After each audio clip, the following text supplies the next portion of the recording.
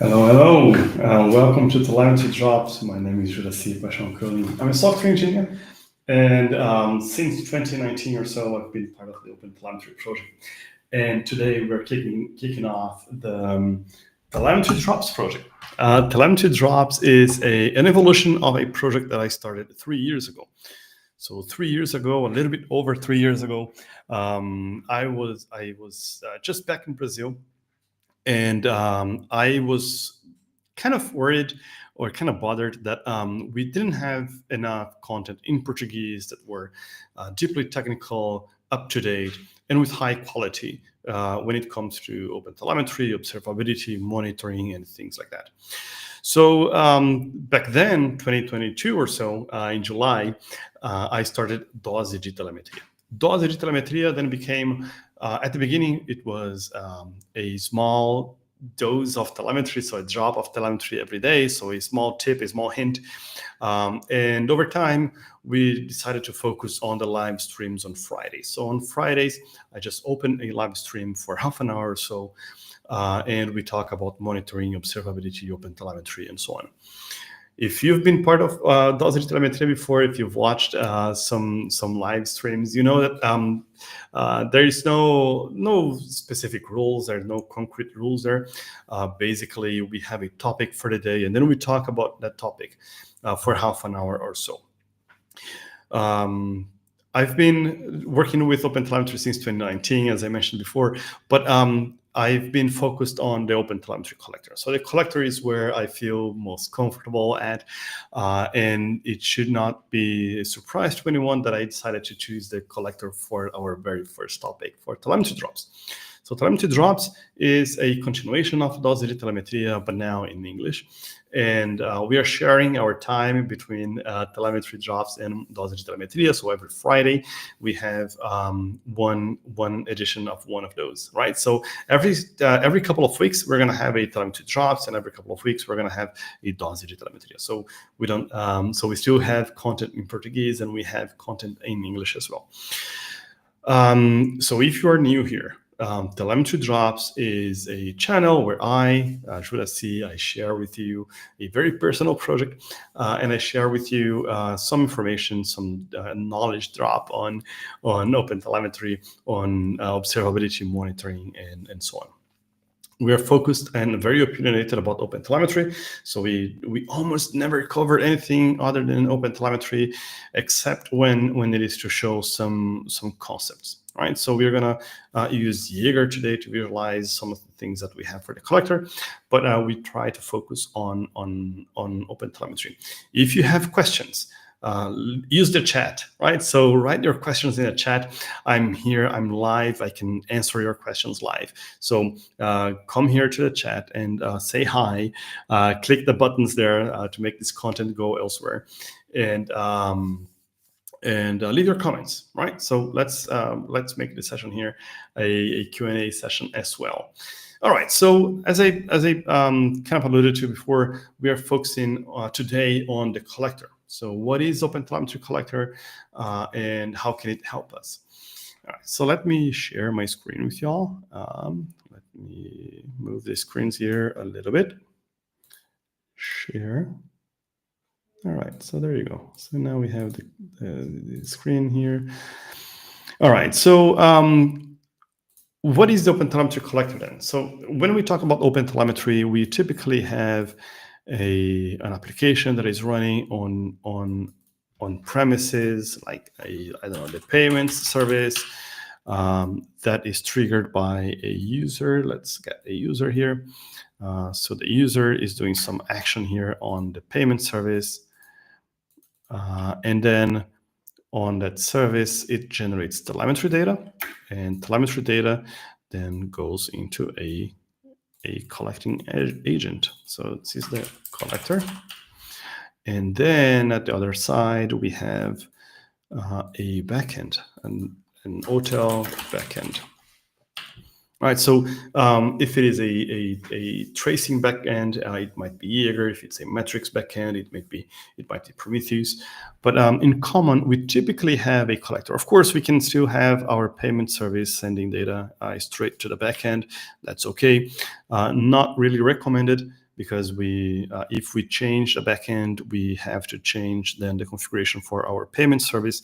So this is already a good reason to use a collector in between, right? So let's change the color here to green, or to actually this other screen, other color here. Cool. So payments send the telemetry data to the collector, and the collector sends data to the backend. Right. So if we need to change anything, if we need to move to another backend, we can just change this collector here. Of course, we're not changing one collector; we're changing a farm of collectors or a cluster of collectors. Right. So the idea is we can then change only this layer here and keep our applications free from those decisions, right? So our applications don't have any downtime. The collector, we can do a rollout of the collector so that we restart only that layer here. Of course, we don't have only the payments. We have other services here. We have like the subscription service. We have, I don't know, the user service. We have, I don't know, other services, right? So the idea is whenever we change the backend, we don't have to change all of the services that we have in here. We just change the collector, and that's it, right? All right, cool. So this is the idea for the collector. If you're new to OpenTelemetry, this is one of the things that OpenTelemetry gives you. That's the collector. OpenTelemetry is much more than that. We're going to have a session in the future where we talk about the collector as about OpenTelemetry as a whole. But today we're focusing on the collector. The collector is arguably one of the most well-known pieces of OpenTelemetry. And it is one of the things that we can use to get telemetry data out of our systems right now today. All right, so this is a key part to our infra. So that's why we can also start. All right, so how does the collector actually work then? So the collector, let's go back here a little bit. So let's distill the collector. So the collector actually has this. All right, so the collector has the notion of components, and we have 4 different component types, or 5 different component types actually. So let's split them here. So 3. So we have receivers. Let's change the color to that one. Okay. After receivers, we have processors in green. Processors, and then we have exporters. All right, so I think it might be obvious what each one of those do. We can have here like our backend. Let's make it a little box here for the backend. So this is our backend. And there you go. So we have a receiver, and data goes from the receiver to the processor. This is a typical ETL pipeline, right? So if you've done data pipelines before, this should not be very surprising to you. There you go. All right, so we have one receiver. Let's make it smaller, a little bit smaller. We can actually have multiple receivers. We can have like the OTLP receiver. We can have the Prometheus receiver, or let's say Jaeger receiver. Oops. And we can have like a host metrics receiver. Each one of those is responsible for putting data into the pipeline, right? So that's what a receiver does. The receiver either receives data actively or passively, but it gets data from somewhere and it puts data into the pipeline. Now within processors, we can have multiple processors running here. So we can have a processor here. Let's call it like the transform processor, and then we can have the batching processor, and we can have a PII or a reduction processor. Let's put the batch after everything. All right, so what happens here is whenever a receiver puts data into the pipeline, it puts at the very beginning of the processing pipeline there. And then data comes from the beginning of the pipeline to the first processor that we define, from that processor to the second one, from the second one to the third. And then at the end of the pipeline, we send data to exporters. And we can also have multiple exporters. So we have, let's align it here to the top as well. And we can have another box here. We can have here an OTLP exporter. We can have a Jaeger exporter, and so on and so forth, right? So we can have our, we can have multiple OTLP exporters actually. So we can have like here, the OTLP, one goes to one backend, another one goes to another backend. Let's add a couple of backends here. And then we can also add like Jaeger here. All right. So each one of those exporters, they go to some specific place. And this one goes here. All right, cool. And of course, this one here goes to the top of the processors. Now, what is interesting here is we can, those exporters, they send data to individual backends, and we can have multiple pipelines sending data to different places at different rates, right? So what we can do here is, instead of, let's talk about connectors later, right? So I mentioned that we have 5 different components. We talked about 3 already here. We have another one. Let's change the color here a little bit. So the color F. All right. We have something called extensions. Extensions, they extend the collector capabilities in some ways. We're going to ignore extensions for a moment. And we're only going to make a comment here about the connectors. Let's change the color to the G color. Cool. All right. So connectors, for those who are curious and can't wait, connectors, they act as receivers and they act as exporters at the same time.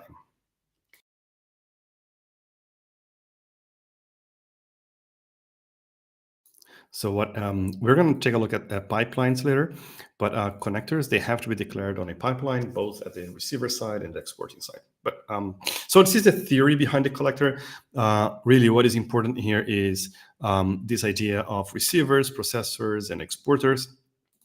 How it actually looked like. It looks like we have here an example. I'm going to show you how to do it. Let's start a new one. So a collector config, it is composed of different components. So receivers, that we said, processors, and exporters. We can have extensions as well, and we can have connectors. And then we have the service. So this is the actual collector service. And within the service, we have pipelines. And within the pipelines, we can define the individual telemetry type pipelines. So traces pipelines, or metrics pipelines, or logs pipelines. In the collector, so let's specify a receiver. So let's specify an OTLP receiver. So I guess that Copilot is helping me here, and I hope that it's not hallucinating. But we have an OTLP receiver, and we have a few protocols for that receiver, the gRPC and the HTTP receivers. We can specify here what is the endpoint for this one, and let's specify this one. I think it looks okay. For processors, we're not going to do anything right now. I like to place extensions at the very beginning. And connectors, we can place it down there a little bit. All right, so for exporters, we can also have an OTLP exporter. OTLP stands for OpenTelemetry Protocol. We are going to cover OTLP sometime in the future as well. Cool. All right, so we have a receiver OTLP. We have an exporter OTLP. Let's change this port here. So 5317. That's it. All right, so we are opening ports 4317, 4318 in our collector to receive OTLP data. So 4317 is the default for gRPC, 4318 is the default for gRPC for HTTP, and we are exporting data to localhost 5317. I'm actually going to do HTTP, so OTLP HTTP, and export it to 5318 instead. All right, cool.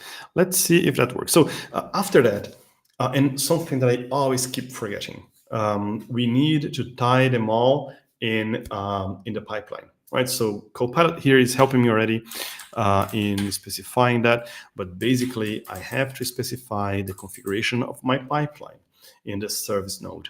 Under the service, pipelines, and then we have the telemetry type, and we tie what is the receiver. So we define a pipeline here. So we define what is the receiver and what is the exporter. We could have had here processors as well. We don't have anyone defined, so that's fine. So basically what this one here is doing is receiving on OTLP and exporting on OTLP HTTP. So basically in this case here, OpenTelemetry Collector is only a gateway. It's only a proxy. It receives and it sends one by one to the destination. In this case, the destination that I have here, let me kill everything that I have. I think I have a Jaeger running. So now I should have a Jaeger running locally. I'm going to start my collector. Let's save this configuration here. Let's say hotel call simple, and then we can start this one. Hotel call simple. And let's remove the metrics and logs. And there you go. Cool. All right. So our simple config works. We have a message here that everything is ready. And we basically have a receiver, one receiver listening on 2 ports. And we have the ports here being started. So starting gRPC server, starting HTTP server. So we have the positive confirmation that that configuration is working. And then on the exporter, we have this one here, right? And what we can do now is we can start a sample application. If you are working on, if you're part of the TelemetryDrops course, you have access to the source code here, right? So this is a project that we are using for to demonstrate some of the primitives of OpenTelemetry, showing you off how to do the instrumentation, how things work. You can see that our application is trying to send metrics somewhere, but we don't actually have metrics configured somewhere. Let me actually. Oh, because we don't have the pipeline for metrics. So let's actually change it. So I'm gonna add a debug exporter, and I'm gonna configure the metrics pipeline with OTLP, and exporter is a debug exporter. All right. So let me start the collector again. This one, cool. All right. And then if we start our application again, now it fails with the logs. So let's add a logs here as well. And here we change logs. Cool. All right. So let's start again. Oops, not this one. This one. There you go. Cool. All right. So we have here logs, metrics, and traces pipelines. We have the 3 telemetry pipelines configured. And we don't need a different receiver to handle different signal types, right? So this OTLP receiver, it is able to handle all of the telemetry data types that we throw at it. What we can also do is we can have a special receiver for OTLP metrics or for OTLP logs. What we can do is we can just add a slash and then the name, I don't know, OTLP logs, for instance. Of course, we then need a different port. But unless we have an actual configuration change between the different data types, we don't need different receivers for different data types. All right, so this is what we have. Our application is sending data somewhere, and it is failing to send data to our... Oh yeah, that's because we need a HTTP, I think. Let's see if it works. Okay, that might be working. All right, cool. We can see that we received 5 log entries, log records. And to verify that our collector is actually working, what we can do is we can open the port 888/metrics, and in there we have some metrics from our collector, right? So we see here that we received 5 We received 5 log records. We received 4 spans. And what we can see is whether everything is working. So we sent 5 log records to the debug exporter. The debug is here. And we exported 4 spans to our OTLP HTTP exporter. So things seem to be working. And if we open Jaeger, so I have a Jaeger running locally, we see Hotel na Prática. So this is the name of the service that we have, and we see some data coming up here, right? So we see some information. So we see that data reached our Jaeger server through our collector, right? So data went to the collector, and then it went to Jaeger. Cool. All right. So that's the basics of OpenTelemetry Collector.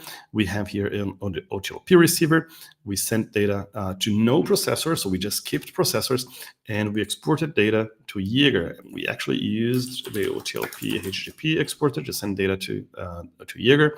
Jaeger nowadays, and for a long time now, is able to ingest OTLP data just fine. Right. So we don't need a special exporter for Jaeger.